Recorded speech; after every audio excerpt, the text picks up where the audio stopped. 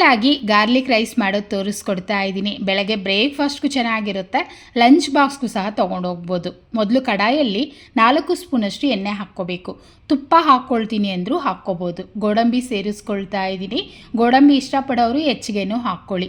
ಹಾಗೆ ಅರ್ಧ ಟೀ ಸ್ಪೂನಷ್ಟು ಕಡಲೆಬೇಳೆ ಹಾಕ್ಬಿಟ್ಟು ಚೆನ್ನಾಗಿ ಕಲರ್ ಚೇಂಜ್ ಆಗಿ ಕ್ರಿಸ್ಪಿ ಆದ ನಂತರ ಇದರಲ್ಲಿ ನಾನು ಸಾಸಿವೆ ಮತ್ತು ಅರ್ಧ ಟೀ ಸ್ಪೂನಷ್ಟು ಜೀರಿಗೆನ ಸೇರಿಸ್ಕೊಳ್ತಾ ಇದ್ದೀನಿ. ಸಾಸಿವೆ ಚಿಟಪಟ ಅಂತ ಸಿಡಿಬೇಕು. ಸಿಡಿದ ನಂತರ 2 ಈರುಳ್ಳಿ ಉದ್ದುದ್ದಕ್ಕೆ ಕಟ್ ಮಾಡಿ ಹಾಕ್ಕೊಳ್ತಾ ಇದ್ದೀನಿ. ಏಕೆ ಅಂದರೆ ರೈಸ್ ತಿನ್ನೋವಾಗ ಈರುಳ್ಳಿ ಬಾಯಿಗೆ ಸಿಗ್ತಾ ಇದ್ರೆ ಅಲ್ಲಲ್ಲೂ ಚೆನ್ನಾಗಿರುತ್ತೆ. ಅದರಿಂದ ಈ ರೀತಿ ಉದ್ದುದ್ದಕ್ಕೆ ಕಟ್ ಮಾಡಿ ಸೇರಿಸ್ತಾ ಇದ್ದೀನಿ. ಇದರಲ್ಲೇ 2 ಹಸಿಮೆಣಸಿನ್ಕಾಯನ್ನು ಹಾಕ್ಕೊಳ್ತಾ ಇದ್ದೀನಿ. ಖಾರ ಕಡಿಮೆ ತಿನ್ನೋರಾದರೆ ಹಸಿಮೆಣಸಿನ್ಕಾಯಿ ಸ್ಕಿಪ್ ಮಾಡಿಬಿಡಿ.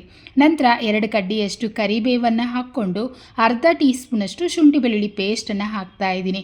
ಶುಂಠಿ ಬೆಳ್ಳುಳ್ಳಿ ಪೇಸ್ಟು ನೀವು ಹಾಕ್ಕೊಳ್ಳೋಂಗಿದ್ರೆ ಹಾಕ್ಕೊಳ್ಳಿ, ಇಲ್ಲ ಅಂದರೆ ಬೇಡ. ಯಾಕೆ ಅಂದರೆ ನಂತರ ನಾವು ಬೆಳ್ಳುಳ್ಳಿನ ಜಜ್ಜಿಬಿಟ್ಟು ಸೇರಿಸ್ಕೊಳ್ತಾ ಇದ್ದೀವಿ. ಪೂರ್ತಿ ಕೆಂಪಗಾಗಬೇಕು ನೋಡಿ. ಈ ಥರ ಅರ್ಧ ಫ್ರೈ ಆದ ನಂತರ ಇದರಲ್ಲಿ ಬೆಳ್ಳುಳ್ಳಿ ಜಜ್ಜಿಟ್ಟಿದ್ನಲ್ಲ ಅದನ್ನು ಹಾಕ್ಕೊಳ್ತಾ ಇದ್ದೀನಿ. ಒಂದು 15 ಎಸಳಷ್ಟು ಇದೆ ಬೆಳ್ಳುಳ್ಳಿ. ಗಾರ್ಲಿಕ್ ರೈಸ್ ಅಲ್ವಾ, ಸ್ವಲ್ಪ ಹೆಚ್ಚಿಗೆ ಇದ್ರೇ ಚೆನ್ನಾಗಿರುತ್ತೆ.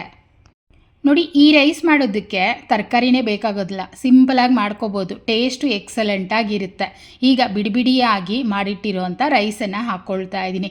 ರಾತ್ರಿ ಅನ್ನ ಉಳಿದಿರುತ್ತಲ್ವ, ಅದರಲ್ಲೂ ಸಹ ನೀವು ಈ ರೈಸನ್ನು ಮಾಡ್ಕೋಬೋದು. ನಂತರ ಅರ್ಧ ಟೀ ಸ್ಪೂನಷ್ಟು ಮೆಣಸಿನ ಪುಡಿನ ಹಾಕ್ಕೊಳ್ತಾ ಇದ್ದೀನಿ. ಮೆಣಸಿನ ಪುಡಿ ಕಂಪಲ್ಸರಿ ಹಾಕ್ಕೊಳ್ಳಿ. ರುಚಿಗೆ ತಕ್ಕಷ್ಟು ಉಪ್ಪನ್ನು ಹಾಕ್ಕೊಂಡು ಧಾರಾಳವಾಗಿ ಸಣ್ಣಗೆ ಕಟ್ ಮಾಡಿ ಕೊತ್ತಂಬರಿ ಸೊಪ್ಪನ್ನು ಹಾಕ್ಕೋಬೇಕು. ಈಗ ಸ್ಟವನ್ನು ಹೈ ಫ್ಲೇಮ್ ಇಟ್ಟು ಕೈ ಬಿಡ್ದಿರ ಮಿಕ್ಸ್ ಮಾಡ್ಕೊಳ್ಳಿ. ಚೆನ್ನಾಗಿ ಬಿಸಿ ಬಿಸಿ ಆದರೆ ರೈಸ್ಗೆ ಉಪ್ಪು ಖಾರ ಎಲ್ಲ ಚೆನ್ನಾಗಿ ಹೊಂದ್ಕೊಳ್ಳುತ್ತೆ.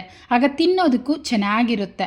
ಈ ರೈಸು ಬಿಸಿ ಬಿಸಿನೇ ತಿನ್ನಬೇಕು ಅಂತ ಏನಿಲ್ಲ, ಲಂಚ್ ಬಾಕ್ಸ್ಗೆ ತೊಗೊಂಡು ಹೋದರೂ ತಣ್ಣಗಿದ್ರೂ ಚೆನ್ನಾಗಿರುತ್ತೆ. ಇದಕ್ಕೆ ಸೈಡ್ ಡಿಶ್ ಆಗಿ ಹಸಿ ಈರುಳ್ಳಿನೋ ಅಥವಾ ಆಲೂ ಫ್ರೈಯೋ ಇತ್ತು ಅಂದರೆ ಸಖತ್ತಾಗಿರುತ್ತೆ. ನೋಡಿ, ನಾನಿವತ್ತು ಹಸಿ ಈರುಳ್ಳಿ ಜೊತೆನೇ ಸರ್ವ್ ಮಾಡ್ಕೊಂಡಿದ್ದೀನಿ. ಎಷ್ಟು ಸಿಂಪಲ್ ಅಲ್ವಾ? ನಿಮ್ಮ ಮನೇಲೂ ಟ್ರೈ ಮಾಡಿ.